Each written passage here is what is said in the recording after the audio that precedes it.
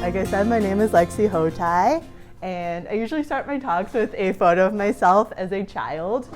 You can see me being a very serious artist, and I think it's really something I think a lot about is like this inner child in all of us, and how from a really young age we have this this kind of inherent curiosity and need to explore and express. And something in my work is really trying to still hold on to that like childlike art making, similar to what Amelia was saying, this focus on play, exploration, intuition. So I try to remember little Lexy as I'm creating, and invite you all to also hold onto your inner child as we create today.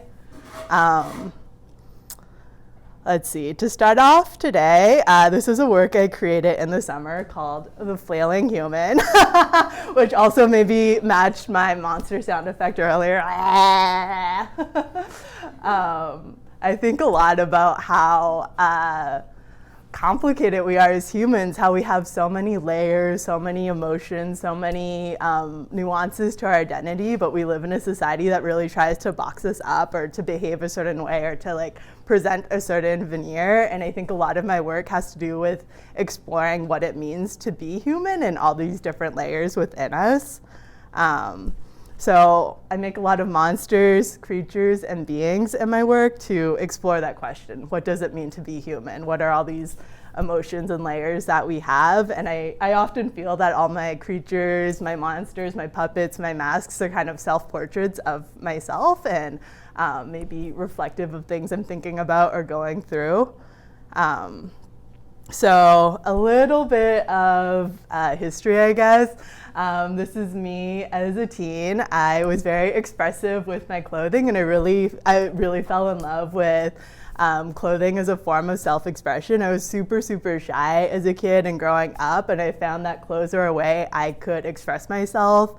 I really loved how it was this like nonverbal form of communication, and I also still love how it's this art form that we all participate in some way, whether we like it or not.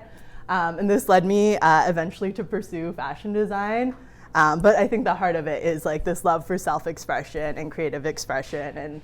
And for me, I really loved the ways that I could like match different prints and colors together to express a part of me that I felt was difficult to speak about.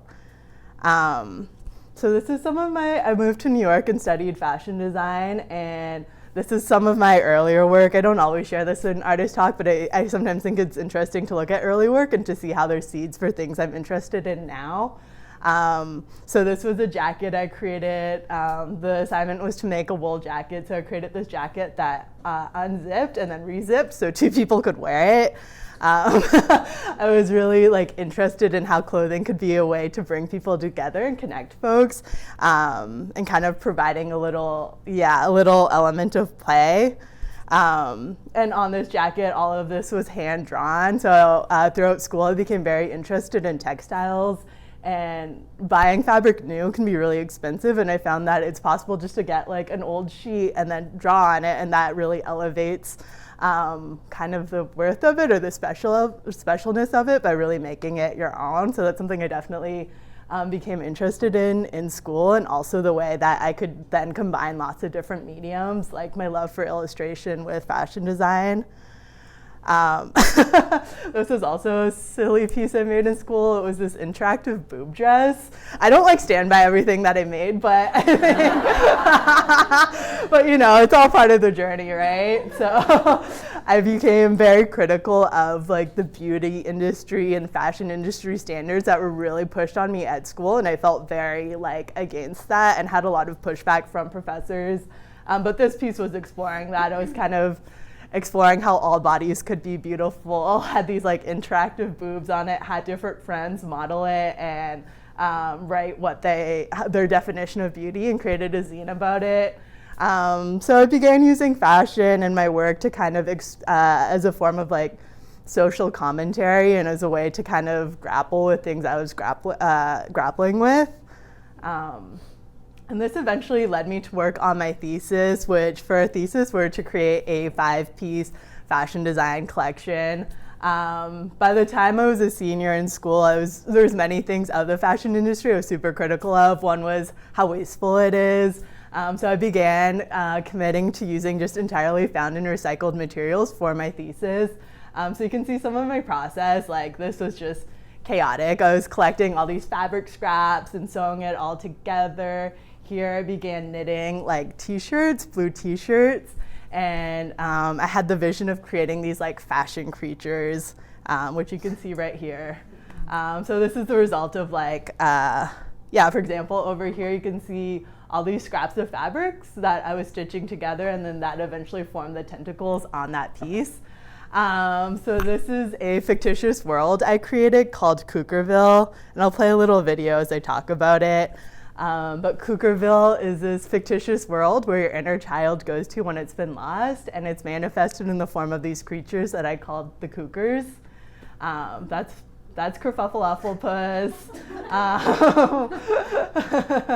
And one big thing for me with this collection is I also wanted it to be out in the public. So you can see them walking around the streets of New York for the first time. And I wanted it to kind of spread joy and to connect people through this play and this kind of absurdity through these bright colors, and kind of add a little bit of absurdity to people's daily life. I was also interested in public art because I felt like the art world and the fashion industry can be really secluded and kind of gatekeepy, and a lot of people may not feel comfortable in those spaces. So there's something about bringing pieces out into the public that felt really exciting to me and really important to me. That's Blueby. This kid's like, what?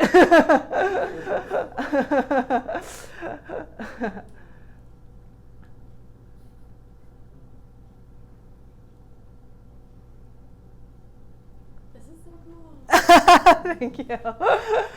Yeah, so this was back in 2016. And it's been amazing to see how this project has kind of evolved since then. Oh, this I thought was just funny. You can see this is Boppity Bip Bop chilling in Saks Fifth Avenue with other fashion design student work. So you can kind of see how this world I was creating didn't quite fit into it. But for me, it was really powerful to learn how important it was to be authentic to my voice, and how I was very surprised that my piece was selected to be in this storefront, and that was kind of why I was intentional about doing public art. Like I really wanted to not give power to the institution, and it was a big lesson in learning to stay true to my voice. And since then, it's been amazing to see how these Cookers have kind of evolved to have their own lives. They're part of a performance at a residency out there. This is them doing a school visit. And as part of it, it's really been a project about kind of creating space for other people's imagination and creativity, and just being a catalyst to help prompt others. So for example, this was my first solo show in 2018, and I had this big gallery space at this kind of DIY art space where I could do whatever I wanted. So I created this pink tent and created some new pieces like this swing and this tent, and then I had all my Cookers, all my pieces kind of out in the open for people to play with, to activate, to wear, play with puppets. And I really love seeing my work kind of activated in different ways. And for me, it's also like things will get ruined in this process. Like kids are falling on stuff, things fall apart. But for me, I really like craft being a little less precious and art being a little less precious, and having it actually be in the world, and anything that breaks can be repaired. I think fabric's really awesome in that way. It's very forgiving, and that's kind of part of the life cycle I try to imbue with my work, is I want there to be an aliveness and an activation of it.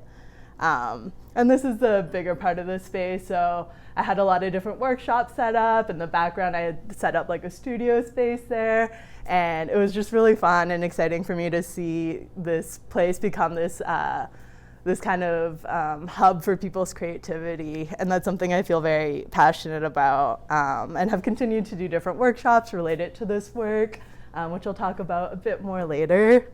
But also to introduce y'all to a few more of my creatures and monsters. So we have the Cookers, which were very joyful, all about the inner child and play and joy. And then you can see this monster created in January 2021.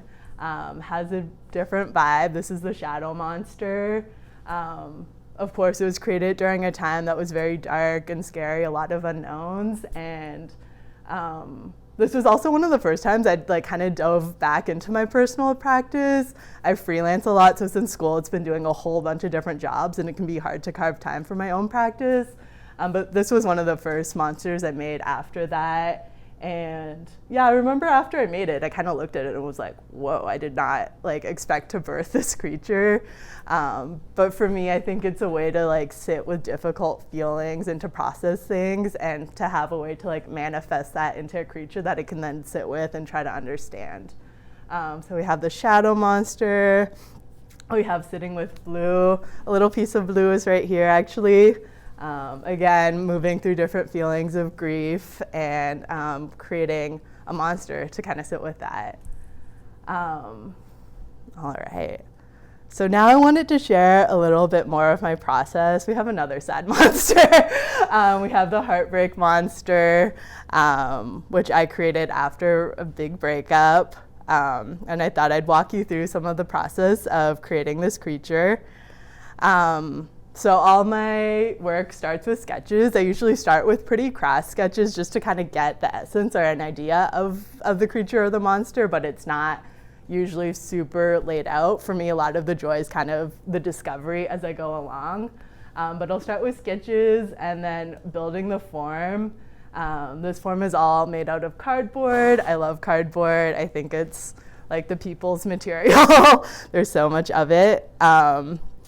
And then from building the form, it's really adding on details, which is what we'll do today as well with our miniature sculptures, building the form and then just adding details. And yeah, so it's very simple. It's paper mache, painting, adding fabrics. Something I really love to do in my work is to continue to still explore different materials and repurposing materials. So here, you can see me building some like brains and that's just with pantyhose that I stuffed with like scraps that were just around the studio. So we have like plastic bags and like foam, yarn all in there. And just continuing to build up. And for me, I really love attention to detail. So even though it's this piece, you can see how big it ended up being. That's my body there for reference. But then like in the eyeballs, including a lot of like beads and crystals and stuff to really bring these monsters to life. And that's the final piece, this big heartbreak monster. And this monster is very dear to me. It was a very like cathartic experience of creating this being. And then I made it specifically for Mardi Gras. There is a monsters parade. So you can see a bunch of monsters around me and then me moving through the crowds.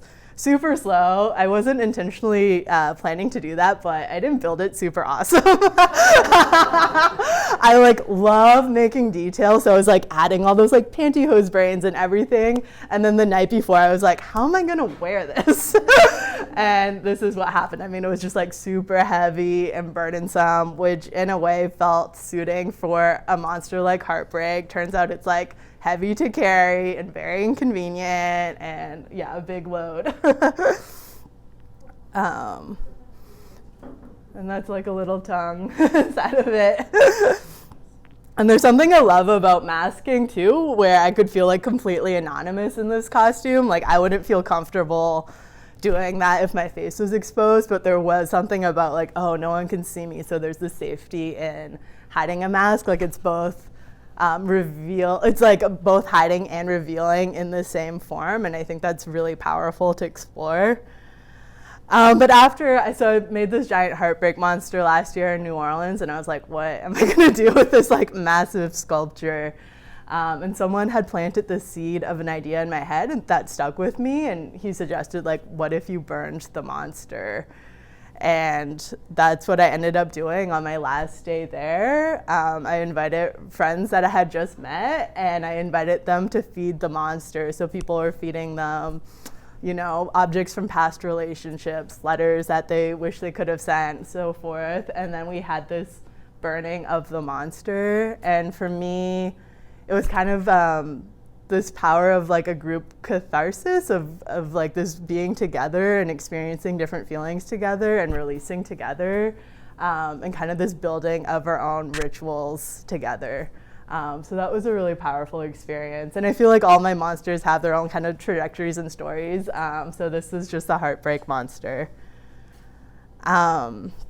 All right, so a big part of my practice too is also collaboration. I love working with other people to make art. I feel, I always feel lucky when I have that opportunity to do that. So I've done a lot of work with performance and theater. These are some different designs that I've created. And I really love doing designs because I think it's a great way to take a story and then to help kind of amplify the story and to be part of this collaborative process. And I also always love like trying to push my skills in new ways, I guess. I'll often like take on a project and I'll be like, okay, I don't know how to do it, but I'll figure it out. And I think that can be a really fun and exciting part about being an artist is like, there's just so much to learn and I love learning. And then, like Amelia said, I really love working with youth and I love dreaming up of projects and collaborative projects together. So these are different projects I've done with young people. This is a collaborative mural. I've worked with an organization in New York doing collaborative murals with young people. Over here is an installation. I created with 300 young people, so each of them made a little sculpture and then I kind of wove it together in this installation. And I really love projects like this where young people can kind of see a part that they did and see how it's part of this much bigger whole. But something I've been wanting to do more of is to bring in more of my monsters and creatures and kind of weave more of my personal practice with my collaborative work as well. So that's something I've been kind of leaning towards over the past few years. So for example, here I had the chance to be a teaching artist with an organization called YI. They work with artists with intellectual disabilities and give them a full-time studio space. It's really amazing. And I was invited to kind of help them create this exhibition. So we were creating monsters, and it was a really amazing experience to talk to these artists, to have them kind of envision the monsters that represented something within them, and then to help create masks versions. And then with the masks, we had them envision where they'd want to have their portrait taken in the city. And all of these monsters have like huge storylines behind it. Like Jimmy Tucker's like on Wall Street with this monster mask.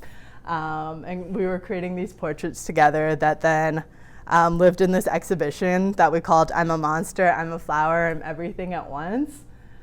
And yeah, this is like one portion of the exhibit. It's like the wardrobe area.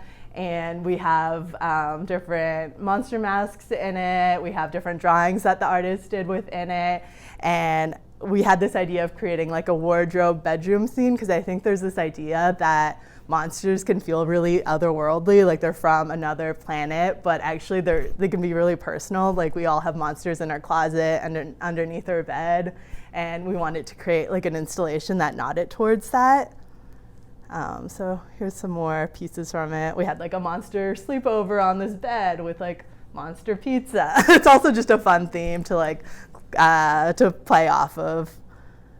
And then I think this is the final collaborative piece I'll show, which is this giant cuddle monster. So in my work, I'd been creating stuffies. I like love stuffies. And I was working with a group of elementary school students to create a giant collaborative stuffy. And kind of the prompt was, you know, if somebody is seeking comfort, what's something you'd want to share with them? You know, if they're going to meet this giant cuddle monster, like what's a message you could share?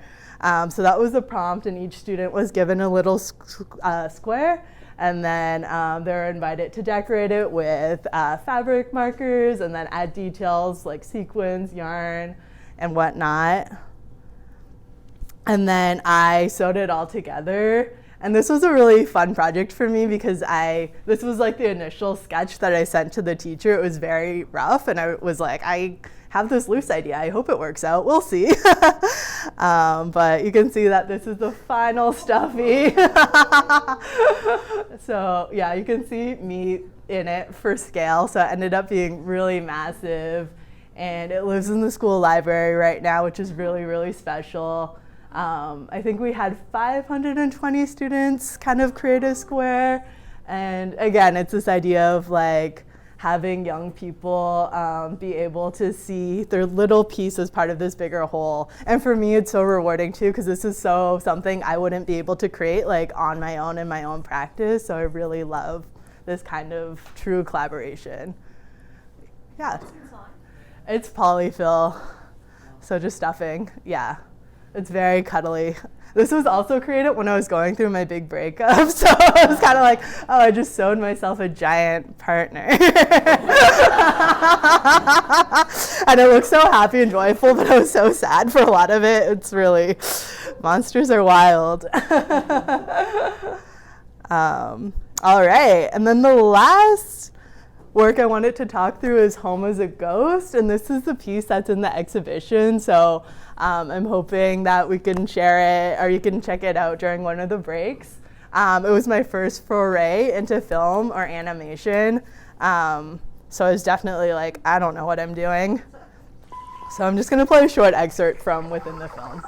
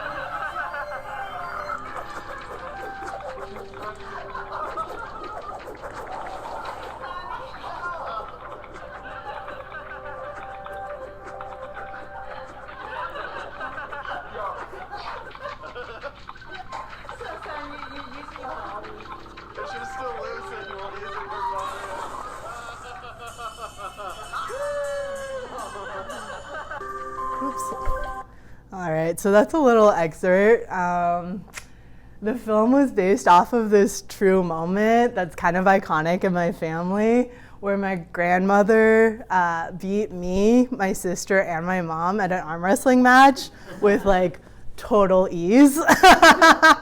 And for many years I wanted to do a piece about this, but I didn't really know how to access it. It felt very new to me for many reasons, including doing work about family, something so personal. Monsters feel personal to me, but I also recognize that it's kind of these creatures that I'm sometimes like hiding behind or something. So this felt like a whole new direction. And I'll share a little bit about it, and I'm happy to answer more questions, particularly after you view it. And I would also be curious to hear your thoughts. It's so, it feels always very vulnerable to be like putting something new in the world, and especially in a medium where it's really like, I don't know. But I feel very grateful for AFK for supporting this project and believing in it. But yeah, just to share some of my process, I began, or one of the steps was like creating these tiny versions of my family out of like wire, foam, and then fabric. And here's a close-up of them. In general, stop motion and then also fiber work is very slow and very laborious. And there's something about that I really love, especially I think in a culture of mass production and disposability. I really care about creating objects that feel well made and like made with love and care and attention. And doing this piece really felt like it required that. And there's something about that felt really powerful. Like it was kind of this love language to my family, or like a love letter to my family, because of just how slow it all is. And also you can kind of see in their faces, and these puppets are downstairs, so you can, or downstairs, and the other, downstairs, okay, great, this building is so big. The puppets are downstairs, so you can see them in person, but you can see like for these, I have a lot of exposed stitching, so something else I've been thinking about is how I really love to show the human hand in my work. I think especially with AI, I really care about like human touch and like having stitches that are kind of imperfect or messy, or having the knots shown, because you can tell like a person actually made it. So that's something I've been thinking a lot about with like my newer works, is showing that. Something else that was also sort of special about doing this work is I've actually been doing portraits of my family like forever. I wish I had photos of ones I made when I was really little, but I'd say like every year for Christmas I've just been giving my parents portraits of her family in different forms. So it was kind of sweet to be like returning to that in my art practice, and it's always fascinating to see these seeds planted early on that then kind of come back. And just to share some of the process, yeah, I had no idea what I was doing for this film, and a lot of the process was like creating these tiny little squares and like trying to follow my intuitions related to this film and things that I would find pleasurable to see, and I would like just do really chicken scratch notes and kind of pull from there. It was a very intuitive process, and really trying to express play and trying to embrace play, and also to embrace trusting the process even if I didn't know what the outcome was going to be. And yeah, you can see also some of the behind the scenes here. I love like Amelia's tripod right in front of me with like this giant meter stick. It's something I relate to as well, because you can see here, like I have just multiple boxes stacked as my tripod for my camera, and like a dishwasher like holding up one of the puppets. So I think embracing resourcefulness and working with materials that are available is like a very important part of my practice, and kind of, yeah, this idea of like working with what I have, I guess. But I hope you can all check out the animation, and I would be super curious to hear your thoughts. Okay, and then just to end it off, in my work, I never really know what's to come, but I do have a dream, and I thought this would be the perfect audience to share it with, which is I'm really dreaming of creating some sort of kids show, which I'm not fully sure what that means, but having young people like study my work and make pieces inspired by my work has been like, without a doubt, the most amazing, fulfilling part of my practice. Like I've never felt more validated than when I saw that young people were making these mini monsters, and I was just so excited. And in general, that's made me think of how much I really want to connect contemporary artists and young people, and to create more of this like dialogue. And I think it would be a really powerful experience for artists as well to practice speaking about the work to like 7-year-olds versus like for like an art grant application, which uses really different language. So just to say, I'm just like planting a seed, and I would love feedback or thoughts throughout the day if this sparks anything. But yeah, I really want to create some sort of like TV show of some sort that is weird and playful and brings contemporary artists to young people's lives a bit more. I'm kind of picturing a mix of like Pee-wee's Playhouse and Magic School Bus and Art Attack, and bringing in puppets and characters. So yeah, I hope you don't mind the shameless like plug. I just would love feedback from you all, really more than anything. I would really love to know like what formats this could be most helpful in, if video's the best and kind of the length for that, if we like zines or handouts, if there are things about how kids are learning and receiving information that would be helpful for me to know, if there's other projects or inspiration I can look at. So yeah, just throughout the day, if this sparks any thoughts in your head, I would really love to hear. But other than that, thank you. Thank you so much.